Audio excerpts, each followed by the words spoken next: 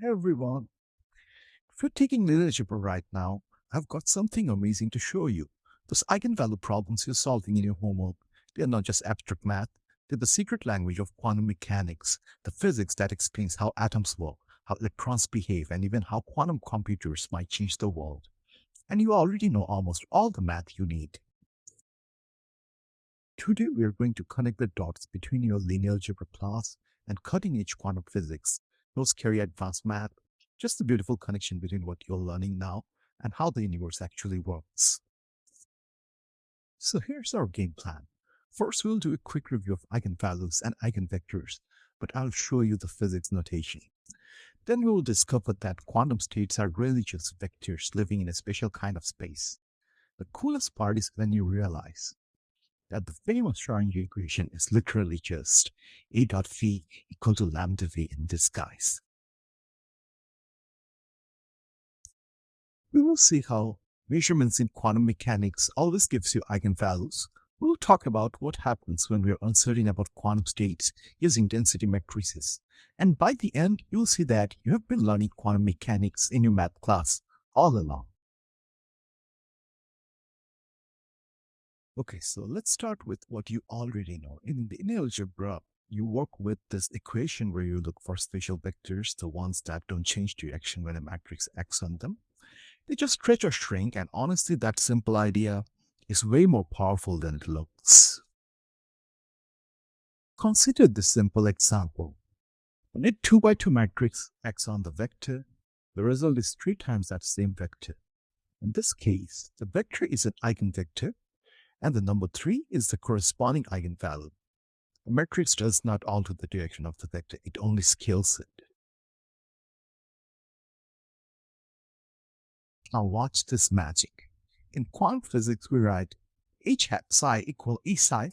The Hamiltonian operator h hat represents total energy. The quantum state psi with this weird looking brackets is called a ket, and E is the energy. This is exactly the same equation. H hat is like A, the state psi is like V, and E is like lambda. Same math, different notation. Now you might be wondering where this quantum states actually live. Think of it like this. In your math classes, vectors live in R3, or more generally in Rn. In quantum physics, however, states live in a space called the Hilbert space. Now that may sound fancy, but you can think of it simply as a vector space, except that the coordinates are allowed to be complex numbers. Let me show you a concrete example. The electron spin. An electron spin can be either up or down. We represent this as simple vectors. Spin up is 1, 0. Spin down is 0, 1, just like your linear algebra vectors. Here's where things get interesting. An electron can be in a superposition, alpha times spin up plus beta times spin down. The coefficients alpha and beta are complex numbers, and the sum of the square of the modulus of these two numbers is 1. This is exactly like working with vectors, but with probability in the picture. Now, for the big reveal. The time-independent Schrodinger equation is just A dot v equal to lambda v in disguise. In 1D, it looks like this. Now, this might look a bit complicated, but if you break it down, the left side is just the Hamiltonian acting on psi, and the right side is E times psi. The operator h hat is just the mathematical representation of the total energy. The wave function psi of x is the eigenvector, and E is the eigenvalue, the allowed energy. Solving this equation means finding which energies are possible and what the corresponding wave functions look like. Okay, let's solve a real problem you could do with your current math skills. Consider a particle in a one-dimensional box.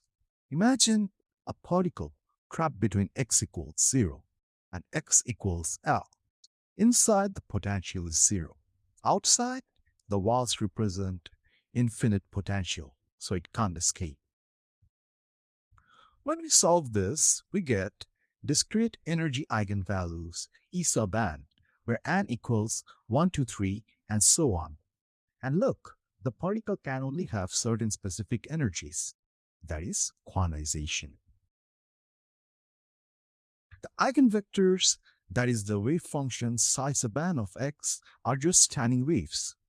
And we can check that h hat psi sub n equals E sub n times psi sub n. The operator acting on psi sub n gives E sub n times psi sub n, exactly like checking A dot V equals lambda V in your homework. This isn't just math. This model describes real systems like electrons and quantum dots used in nanotechnology. Here's where eigenvalues meet reality. In quantum mechanics, when you measure something, you always get an eigenvalue. Always. If you measure an observable A, you get one of the eigenvalues lambda sub I of the operator A hat. And after the measurement, the state collapses to the corresponding eigenvector lambda sub I. Let's go back to spin. The spin operator for the z direction is S hat sub c. What are its eigenvalues? Solve the corresponding eigenvalue problem and you get lambda equal to plus h bar by 2 and minus h bar by 2. Those are the only possible results.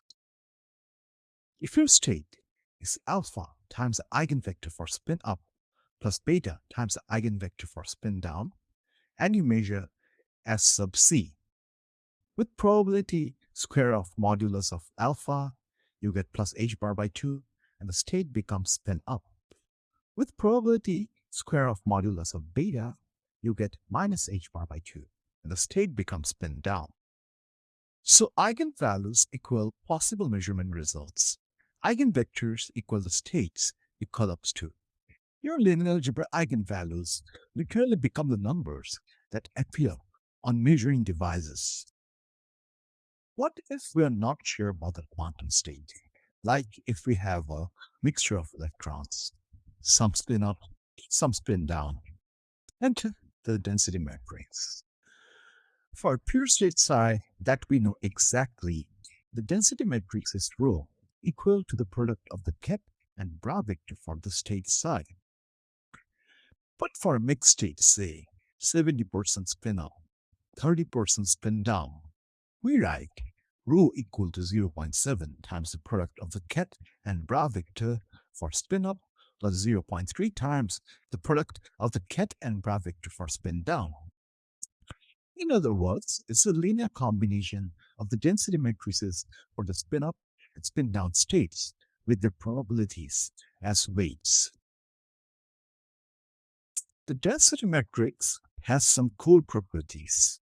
The trace of the density matrix equals 1. That is, the probabilities sum to 1. And the trace of its square is less than or equal to 1. It equals 1 only for pure states.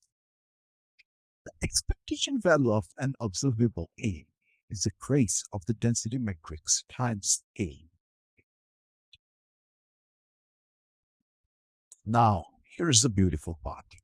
The density matrix rho is still a matrix with eigenvalues. Those eigenvalues tell you the probabilities. Even with uncertainty, we're still in the world of matrices and eigenvalues. So, why does this matter? Your linear algebra solves real problems. For quantum computing, qubits are vectors in situ. Quantum gates are unitary matrices acting on them. Measurement projects onto eigenvectors. Your linear algebra is the hardware of quantum computers. For spectroscopy, atomic energy levels are eigenvalues of H hat. When atoms absorb light, they jump between eigenvectors, and the colors we see come from the difference of their eigenvalues. For material science, in solids, electrons live in energy bands. These bands come from solving eigenvalue problems in periodic potentials. Now, What about conductors versus insulators? It's all about eigenvalue distributions. Your math class is teaching you the language of modern science. So to conclude, here are the key takeaways. 1. The eigenvalue equation A dot V equal to lambda V is the core of quantum mechanics. 2. Schrodinger's equation is exactly this in physics clothing. 3. Measurement always yields eigenvalues. The state collapses to eigenvectors. And 4. Density matrices handle uncertainty using the same linear algebra. You have been learning quantum mechanics in your math class all along. When you go to your quantum mechanics course next year, you'll recognize everything. It's the same math with same physical meaning. So, next time you're solving eigenvalue problems in linear algebra, remember, you're not just doing homework. You're learning how to talk to atoms. You're building the foundation for understanding everything, from the smallest particles to the future of computing. The universe speaks the language of linear algebra, and now you are learning to speak it too. Thanks for watching and keep enjoying that math. It's more alive than you thought.